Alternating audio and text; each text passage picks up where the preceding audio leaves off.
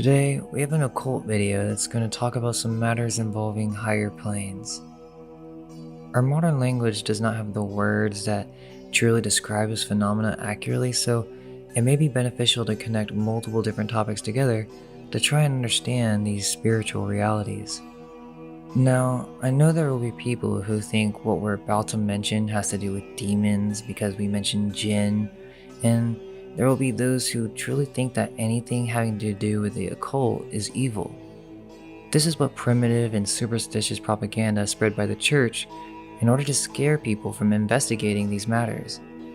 If you haven't seen the video Influencing the Genius, I highly recommend taking the time to listen to the whole experience, then come back and listen to this one.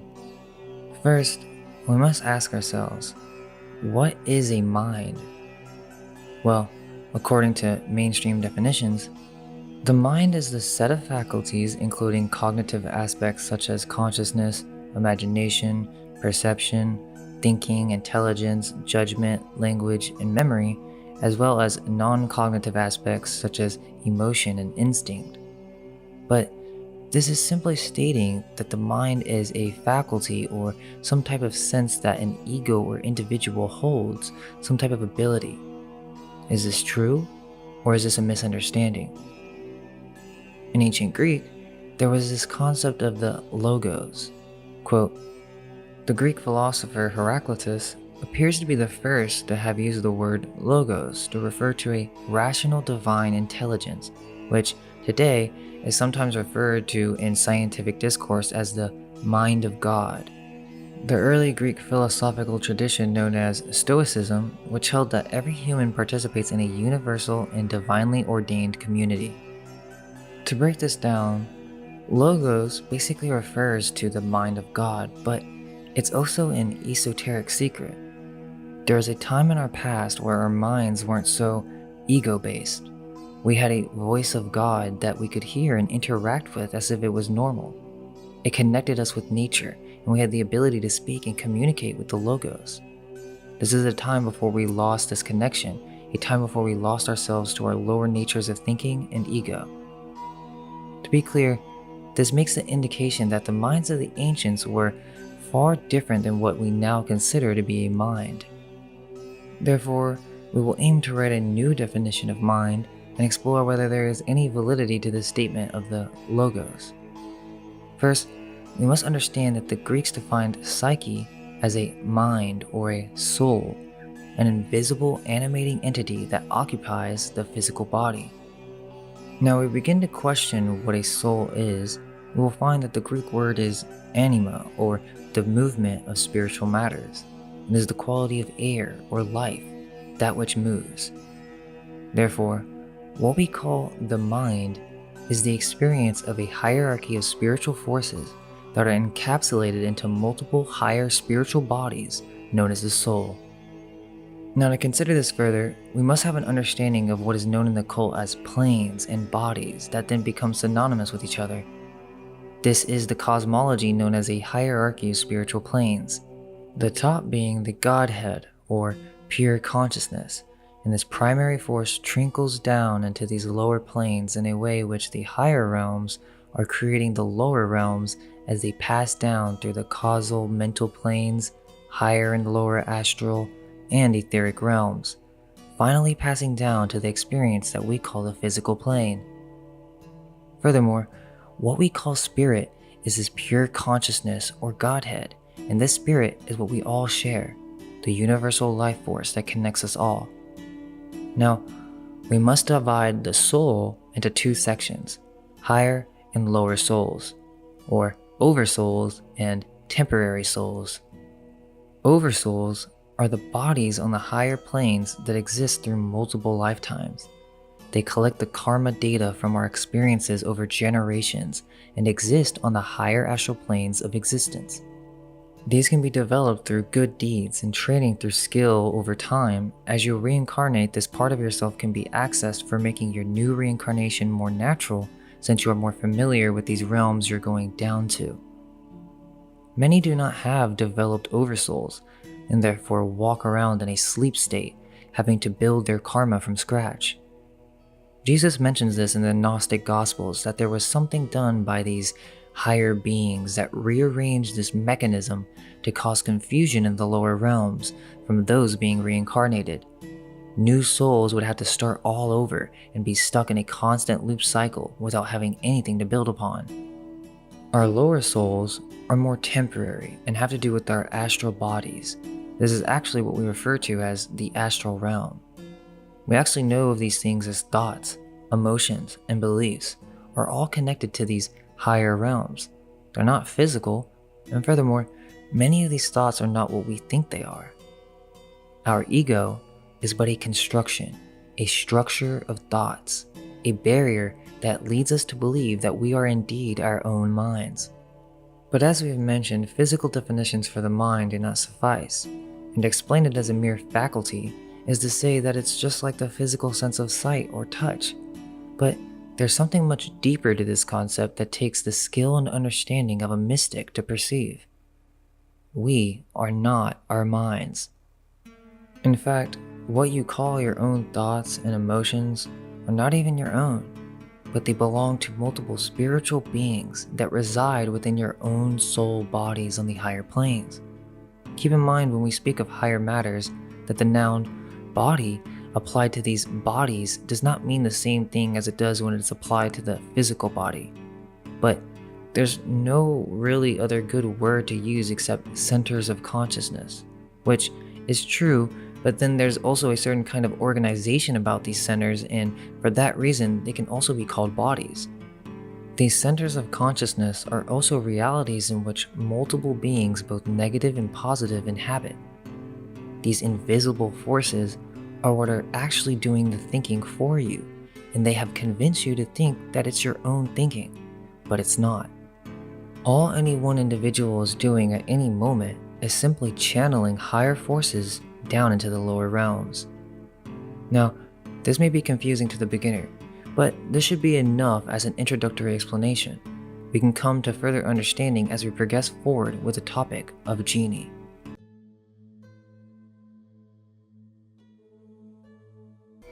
Now we're going to dissect a book from the 1700s called A Treatise of Spirits by John Beaumont.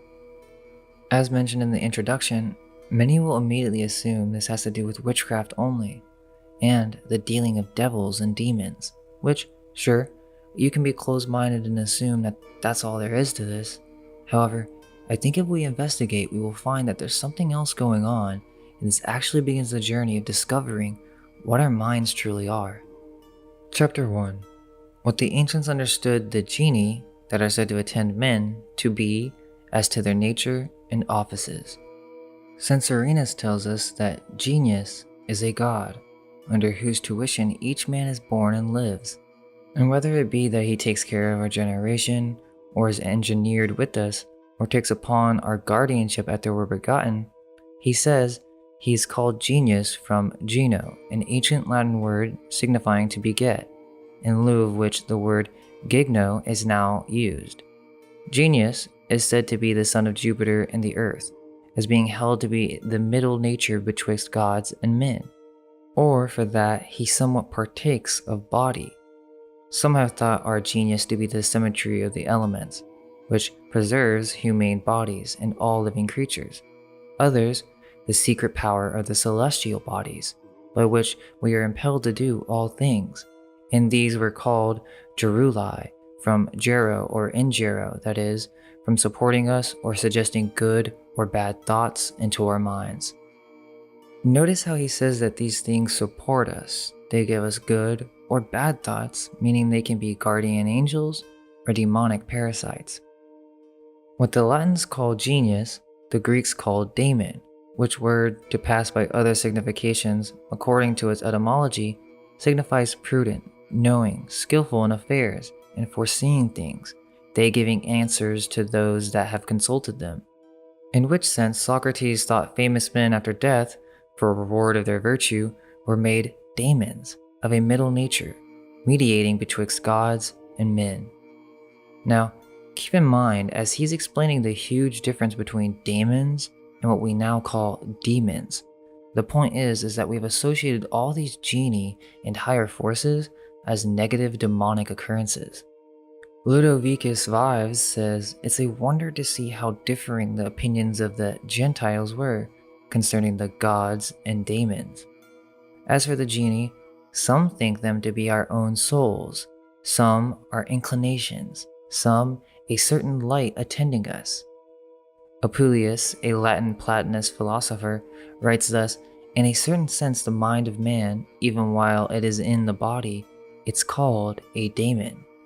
And therefore a good desire of man is a good god, whence some think those are called blessed, eudaemons, whose daemons is good, that is, whose mind is perfect with virtue, which, I think, you may properly call a genius, because that God which is in each man's mind, though it be immortal, yet in some sort is engendered within us." Famous occult author Cornelius Agrippa says that each man has a threefold genius to guard him, one sacred, another of the geniture, and the third of the profession a man follows. The first is not derived from the stars or planets, but given by God, it being universal and above nature. This directs the soul, still suggesting good thoughts, and enlightens us, though it be not always observed. But when we are purified and live in a calm, then it's perceived by us, then it speaks, as it were, with us and communicates its voice, being present before in silence, and labors continually to bring us to sacred perfection. The genius or daemon of the geniture descends to us from the deposition of the world and the circuits of the stars that are concerned in our generation. This is the sustainer and guardian of life. It procures it to the body and takes care of it afterwards, and aids the person from performing that office for which the heavens deputed him at birth. Those therefore have received a fortunate genius and are rendered strong, powerful, efficacious, and prosperous in their works. As to each man is given a good spirit, so there is an evil one, both which seek a union with our spirit and endeavor to draw it to them and so mix themselves with it. Okay, so let's break that down. So basically, we are given these demons and genii by God, and it's all based on our good works, or if you pursue a profession in high virtue, you're communicating and associating with the genie of good. But if you pick a profession that is sinful and not productive to the self, you're associating with demons that are bad spirits. This of course is of the third class. The others are kind of assigned to you based off your karmic and based on what God thinks is best for you. These beings are not like us humans in that they are spiritual forces or parasites. Not all parasites are evil, but they depend on our consciousness to thrive. In doing so, they try to merge themselves with our identity, making us believe that we are actually thinking our own individual thoughts. We continue, "The good by good works conformable to him changes us into angels by union, as he that adheres to God is made one spirit with him. The evil daemon, by bad works, endeavors to make us conformable and united to him, and this is what Hermes says, when a daemon flows into a humane soul, he sprinkles in seeds of his own notions. Hence, such a soul sprinkled with seeds, raised in a fury, brings forth wonderful things, and such as are the performances of daemons. For a good daemon, when he passes into a holy soul, he raises it to the light of wisdom. But an evil daemon, transfused into a wicked soul, incites it to thefts, murders, and lust, and whatsoever are the performances of evil daemons." Natalis Gomez, Italian mythographer, poet, and historian, says, "The genii, or daemons, present us with the species or images of those things which they persuade to us, as in a glass, on which images when our soul privately looks, those things come into our mind, which, if considered with reason, gives us a right determination of mind. But if a man, setting reason aside, be carried away with the guidance of evil species or images, he will of necessity incur many errors, especially if the images are presented to us by evil daemons." Erasmus, in his Adages, Dutch philosopher and Christian scholar, thinks Christian divines have ascribed to each person two angels, a good and a bad, though I think he says it with little reason, a communion with angels being so usual with the patriarchs from whom, in all probability, the Gentiles took their doctrine of the genii. The genii were drawn under several forms, as of a servant, a boy, a girl, a youth, or an old man. As Thebes in his tables, Censorinus and many of the ancients tell us, the layers in the genii were the same. And there are countless other references to this phenomena from hundreds of different authors, but I think the point is made.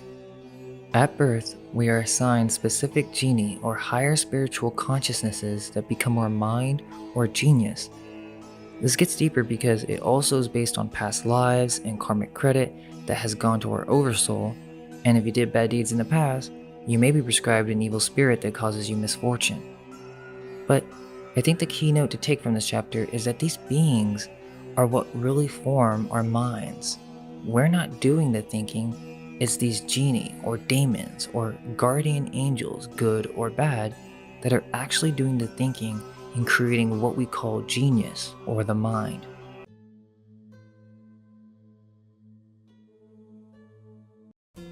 Now, jinn are just a later derivation of this thought stream of genie, and focuses on the negative, more evil spirits, but the main definition is an intelligent spirit of lower rank than the angels, able to appear in human and animal forms and to possess humans. This is very popular in Arabian and Muslim mythology, but again, this is kind of the polarization of this actual phenomena similar to demons and devils, but these beings do exist, but we just need to understand that jinn is a reference to genie, who are necessary spiritual forces that are responsible for manifesting what we call mind. Yes, there are many demons, but if we break down what jinn actually means, it can shed some light. Jinn is an Arabic collective noun deriving from the Semitic root jan, whose primary meaning is to hide or to adapt. Some authors interpret the word to mean literally beings that are concealed from the senses. In ancient texts, they're not always referenced as evil, even though this concept has developed through the ages to mean that they're inherently evil. But interestingly, these beings were used by Solomon to construct his famous temple. Noted by Surah al-Rahman in the Quran, they are invisible entities who roamed the earth before Adam, created by God out of fire and air. They are believed to resemble humans in that they eat and drink, have children and die, and are subject to judgment, being sent to either heaven or hell according to their deeds. There are also references saying the opposite, referring to any object that cannot be detected by human sensory organs, including angels, devils, and the interior of human beings. Accordingly, every devil and every angel is also a jinn, but not every jinn is an angel or a devil. We also have the famous story of Aladdin. Aladdin finds himself trapped in a cave. He's wearing a magic ring that a sorcerer has lent him when he rubs his hands in despair. He inadvertently rubs the ring and a genie or genie appears and releases him from the cave, allowing him to return to his mother while in possession of the lamp. When his mother tries to clean the lamp so that they can sell it to buy food or for their supper, a second far more powerful genie appears who is bound to do the bidding of the person holding the lamp. This idea that these genii can perform tasks or wishes for the user or magician is a constant theme, most likely the reason why they've been associated with evil because of greedy individuals using these beings for their own selfish purposes. However, before moving on, we must note that the ancient magicians weren't only summoning genii or jinns of evil for material desires, but they would communicate with nature spirits, like Solomon did, and be able to communicate with higher, more positive, invisible beings or genii that could influence positive, higher attributes such as wisdom.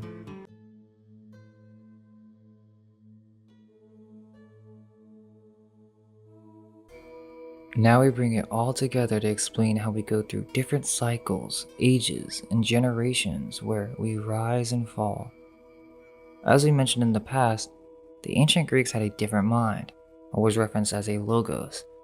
There was no ego barrier and they could directly hear the voice of God. But another clue is that our reality itself wasn't so physical. These are the times of Atlantis, where magicians and magic took reign.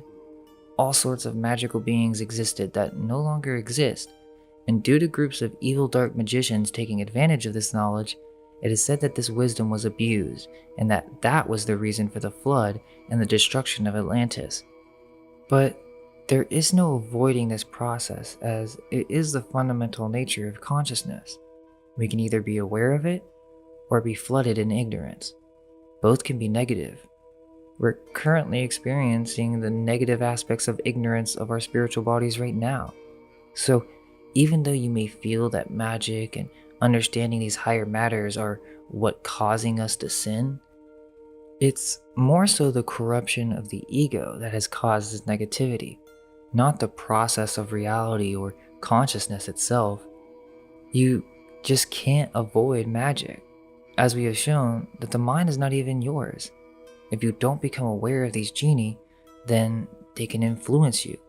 Now, of course, many of us have learned to navigate with these beings in a positive light as if it was natural. We just follow our intuition and trust that we act in accordance with good. But many do not and become persuaded by these evil spirits easily, and much worse, they aren't even aware that it's not them. They are tricked into doing things through the internal voice or thoughts that occur in their heads. Depending on the virtues you pursue, it changes the effect of how powerful each voice is. Just think about the common trope of the angel on one shoulder and the devil on the other.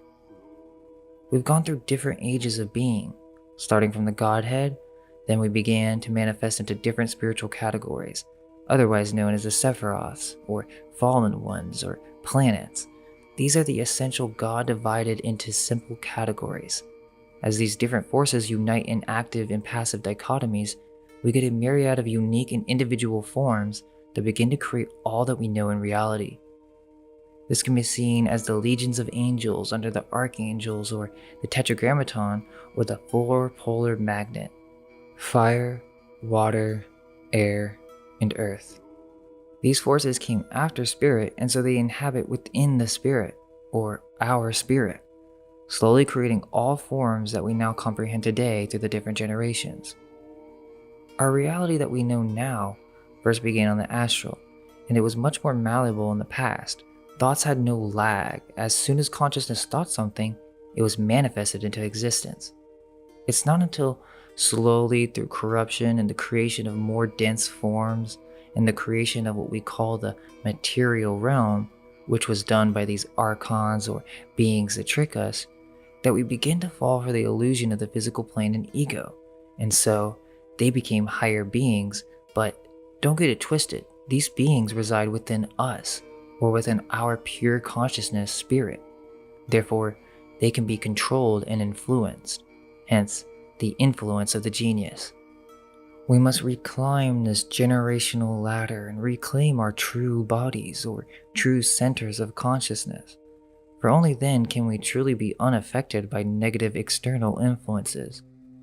It's also important to keep in mind that there are beneficial spirits or guardian angels that are assigned to us or have been connected with us through generations of different lifetimes that assist in this process of reawakening. Only by understanding what our mind is and by inspection can we confirm these statements. Until then, all we can hope is that our minds may be unveiled. Let go of everything you think to be true.